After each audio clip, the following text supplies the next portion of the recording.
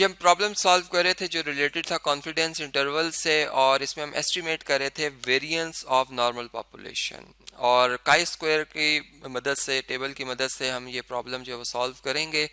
और लास्ट जो अभी हम जहाँ तक पहुँचे थे, हमने वैल्यूज़ तो दर्ज कर ली थी, एस स्क्वायर भी हमने कैलकुलेट कर लिया था और n-1 की वैल्यू भी लिख दी थी। अब काई स्क्वायर की वैल्यू हमने जो है वो टेबल से देकर इस जगह पुट करनी हो, ताकि हमें वो इंटरवल जो है वो मुकम्मल हो सके और पता चल सके कि किस इंटरवल में जो एक्चुअल जो पूरी पॉपुलेशन की वेरिएंस की वैल्यू है वो आ सकती है, यानी उसकी जो प्रोबेबिलिटी वो 95% है, यानी हमें 95% श्योर है कि इस इंटरवल में वो वैल्यू होगी। तो चलें टेबल देखते हैं अब। जी स्टूडेंट्स, ये देख सकते हैं आप काई स्क्वायर डिस्ट्रीब्यूशन का टेबल है, और इसमें जो हमने अल्फ़ा रखा था, चूँकि हम अल्फ़ा की वैल्यू को हमने डिवाइड किया था 2 हाफ में, यानी अल्फ़ा बाय 2 कर दिया था। एक्चुअल अल्फ़ा 5% था, लेकिन 2.5% लेफ्ट और 2.5 राइट से हमने जो है वो स्पेस छोड़ देना, और उसके इन बिटवीन जो इंटरवल है वो हमारे कॉन्फिडेंस इंटरवल में आएगा। 9 डिग्री ऑफ फ्रीडम है, ठीक है, ये आप देख सकते हैं। और इसमें जो 0.975 यानी 97.5% पे जो वैल्यू आएगी इस काई स्क्वायर की, वो है 2.700। ये आप इसे नोट कर लें जी, 2.70। इसको हम पहले दर्ज करते हैं यहाँ पे 2.70, तो ये यहाँ पर आएगी, ठीक है।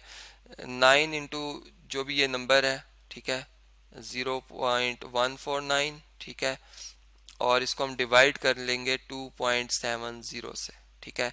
ये वेरिएंस आ गया।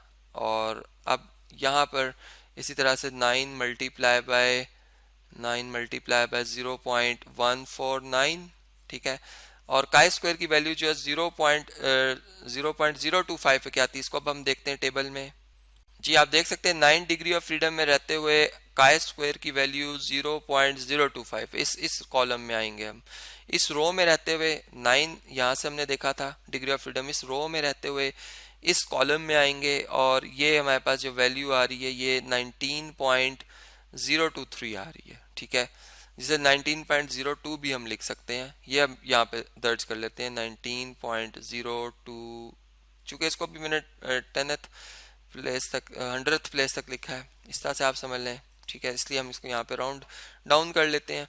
अब इन वैल्यूज़ को जब हम कैलकुलेटर पे डिवाइड करते हैं तो हमें पता चलता है कि ये नंबर जो आ रहा है हमारे पास, ठीक है, ये बनता है 0.07, ठीक है, ये सिग्मा स्क्वायर है, और ये जो है हमारे पास ये बनता है 0.50, ठीक है।